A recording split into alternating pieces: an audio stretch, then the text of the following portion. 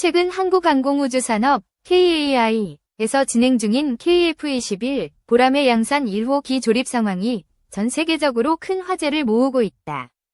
한 장의 사진이 공개되며 12대 동시 양산 소식이 전해지자 주변국과 글로벌 군사 전문가들이 경악을 금치 못했다. KF-21 보람에는 대한민국이 독자적으로 개발한 4.5세대 초음속 다목적 전투기로 2001년 김대중 대통령의 선언 이후 22년 만에 양산 단계에 돌입했다. 이 전투기는 F4 팬텀과 F5 제공후 같은 노후 전투기를 대체하며 한국 공군의 핵심 전력으로 자리 잡을 예정이다. 2024년 11월 28일 경남 사천 KAI 사업장에서 양산 1호기의 중앙동체와 주날개 결합이 완료되었다.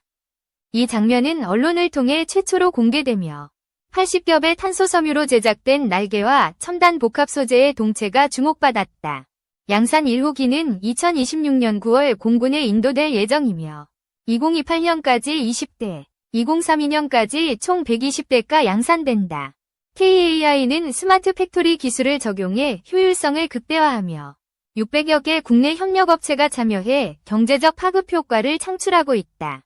중동의 군사매체 디펜스럽은 KF-21의 양산 소식을 보도하며 한국이 대량 생산되는 최초의 국산 전투기 조립에 진전을 이루고 있다고 평가했다. 이 매체는 KF-21이 라팔이나 그리펜과 경쟁할 수 있는 가격 경쟁력과 성능을 갖췄다고 강조했다. KF-21의 대당 가격은 약 6,500만 달러로 추산되며 F-35의 1억 1천만 달러에 비해 훨씬 저렴하다. 이러한 비용 효율성은 예산 제약이 있는 국가들에게 매력적인 옵션으로 다가온다. 이집트의 한 언론은 KF-21은 한국을 세계 항공우주 산업의 엘리트 클럽에 진입시켰다. 타우러스 KEPD-350과 같은 정밀 유도 미사일을 탑재한 막강한 공격력을 칭찬했다. 이집트는 이미 FA-50 경공격기 100대를 도입할 계획을 세우며 한국 방산에 높은 신뢰를 보이고 있다. KF-21은 마하 2.0 이상의 속도와 4만 파운드 이상의 추력을 자랑하며 AESA 레이더와 첨단 항공전자 장비를 장착해 우수한 전투 능력을 제공한다. 또한 내부 무장창 IWB 탑재 계획인 KF-21EX는 5세대 전투기에 준하는 스텔스 성능을 목표로 하고 있다. 2025년까지 약 2200회의 시험 비행을 완료한 KF-21은 나토 표준에 부합하며 국제 운항 인증을 획득할 가능성이 높아졌다. 이는 글로벌 시장에서의 수출 가능성을 더욱 높이는 요인으로 작용한다. 중국에서는 텐센트 등 주요 매체가 한류 다시 한번 KF-21 생산형 전투기라는 제목으로 양산 소식을 대대적으로 보도했다. 이들은 12대 동시 조립과 2026년 작전 시험 계획을 언급하며 한국의 통합력이 인도보다 강하다고 평가했다. 중국 네티즌들은 KF-21은 유럽과 미국의 군사기술을 통합해 비용 효율적이며 완전한 항공산업 체인을 구축하고 있다고 경계심을 드러냈다. 특히 최근 인도 파키스탄 충돌에서 중국산 J-10 전투기가 프랑스산 라팔을 격추했다는 소식에 고무된 중국은 KF-21의 등장에 긴장하고 있다. KF-21은 사거리 200km의 미티어 공대공 미사일을 장착해 J-10의 PL-15 사거리 145km를 압도할 수 있다.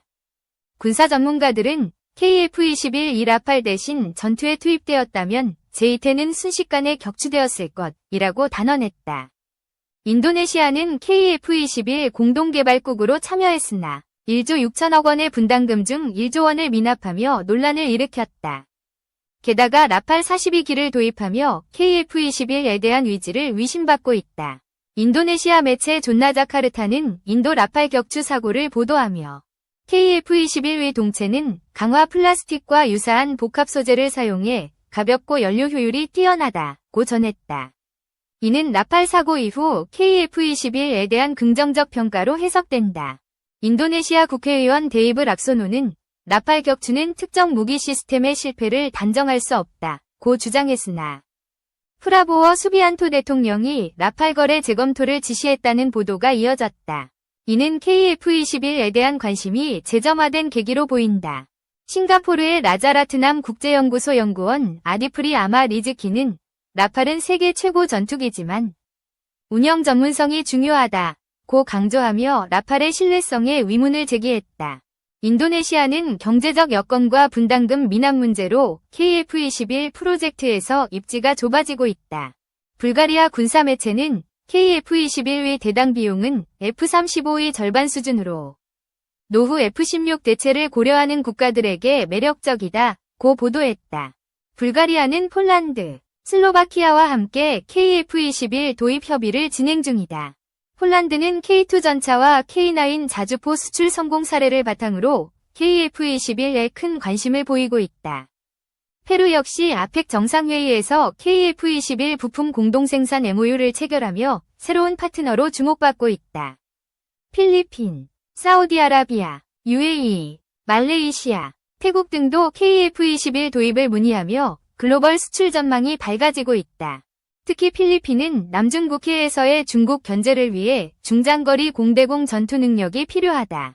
미국 매체는 F-35를 잊어라. 캐나다가 KF-21을 구매할 수 있다. 며 트럼프의 관세 정책으로 인해 캐나다가 F-35 의존도를 낮출 가능성을 제기했다. 캐나다 공군 전문가 이반 블론디는 F-35의 소프트웨어와 부품은 미국의 통제를 받으며 동맹국 관계 악화 시 위험이 크다. 고 경고했다.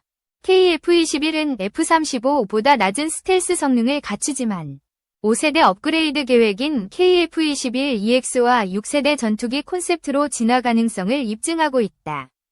한화에어로스페이스는 F-414 엔진을 대체할 국산 엔진 개발에 착수하며 기술 독립을 추구하고 있다. 이러한 전략은 미국의 기술 통제와 수출 제약을 극복하려는 포석으로 2030년대 6세대 전투기 개발에 기반이 될 전망이다. 디펜스 익스프레스는 한국의 엔진 개발은 글로벌 방산 시장에서의 주도권 확보를 의미한다 고 분석했다. 과거 록히드 마틴은 한국의 전투기 개발 능력을 비웃었으나 KF-21은 세계에서 가장 빠르게 개발에 성공하며 글로벌 방산 시장의 핵으로 떠올랐다. 시험비행 1000소티를 무사고로 완료하며 안정성을 입증한 KF-21은 이제 실전 배치를 앞두고 있다. KF-21의 성공은 한국 항공산업의 기술력과 산업적 야망을 보여주며 아시아 태평양 지역의 군사적 균형에 전환점을 가져올 것이다. 예산 제약이 있는 국가들에게 KF-21은 사치품이 아닌 필수품으로 자리 잡고 있다. 한국은 KF-21을 통해 자주국방의 새로운 시대를 열었으며 글로벌 방산 시장에서 주요 플레이어로 도약하고 있다. 이는 단순한 전투기 개발을 넘어 국가적 자부심과 전략적 기회를 창출하는 역사적 이정표가 될 것이다.